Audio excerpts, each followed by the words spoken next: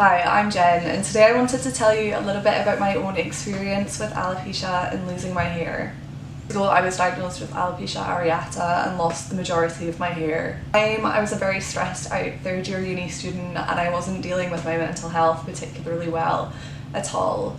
One night when I was on my way to the library, I noticed a coin-sized patch on the top of my scalp that was completely bald. I remember panicking when I saw that patch and just thinking about how the light in the library was going to be shining off my scalp whilst I was trying to write my essay. Little did I know that that was the start of a much longer road ahead of me. Each day more and more hair fell out and I found bald patch after bald patch all over my head. The most prominent of my bald patches was right on the top of my scalp, which made it really difficult to hide my hair loss, and I was extremely self-conscious.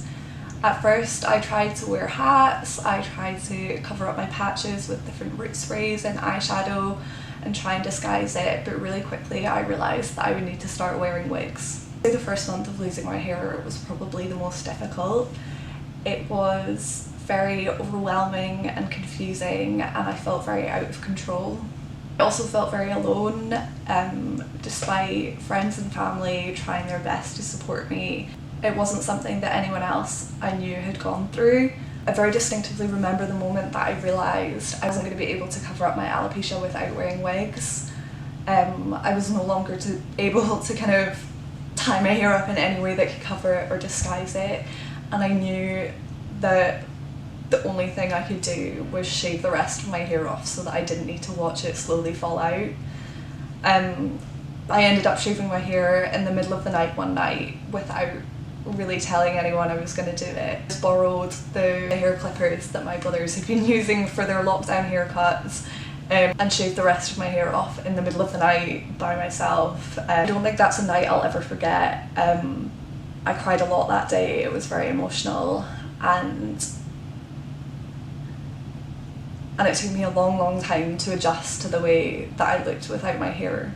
Came to getting my first wig. Luckily I have a mum who is extremely organised, so she started doing a whole heap of research on where to go and what to do to get your first wig, and that is how I ended up at my first ever appointment at Judy Plum Wigs in Glasgow. I remember before that appointment I was extremely anxious. I didn't know what to expect. I was terrified that I would just hate every single wig I put on, to be honest. I had quite a lot of kind of pre-existing ideas and judgments about wigs, and I was just terrified that it wasn't going to be for me. My mum and my older brother came along to that appointment with me, and I would say my biggest piece of advice to anyone who is going shopping for their first wig would be to bring someone who you trust along with you. I ended up picking out 2 wigs on that first appointment and took them home with me that day. I've always been the kind of person who loves playing around with hair, and I think fortunately timing wise lockdown started just a couple of days after my appointment, so it meant I had nothing else to do but start playing around with my wigs. This was a massive turning point in my whole experience of having alopecia. I completely fell in love with wigs from that point, and it wasn't long before I was back shopping for more wigs and building up a bit of a ridiculous wig collection.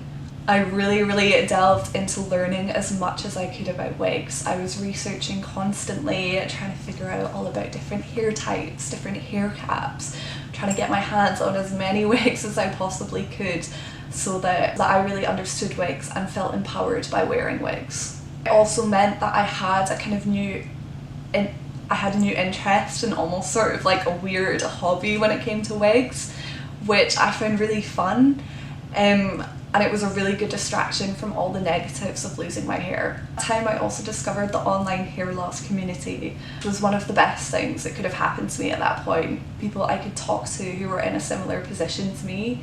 I felt so much less alone, supported through my hair loss. I remember after I had shaved my hair off, and I would catch glimpses of myself when I walked past a mirror and barely recognise my own reflection, and that was really scary for me. I felt like I'd lost such a massive part of my identity when I lost my hair, and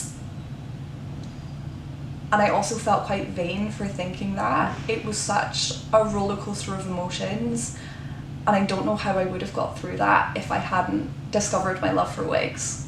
Through wearing wigs, I was suddenly able to change up my look on a daily basis and have a lot of fun with it. I really enjoyed trying out different hairstyles and having short blonde bob one day and long brunette hair the other day. Through finding the positive side in wig wearing, it really felt like I regained control and was able to have fun with it. I'm so grateful that now I get to share all of that niche knowledge and experience that I gained throughout that time through the Judy Plum social media channels. Overall, I just wanted to share a little bit about my experience to let you know that you're not alone. Other people have felt the way you do as well. Absolutely love talking about wigs, and it brings me so much joy that I am now able to do this all the time for you guys. Have any particular questions or you'd like more information on any wig, please just leave us a comment or drop us a message on Facebook. Thank you so much for listening, and I'll see you again in another video very soon.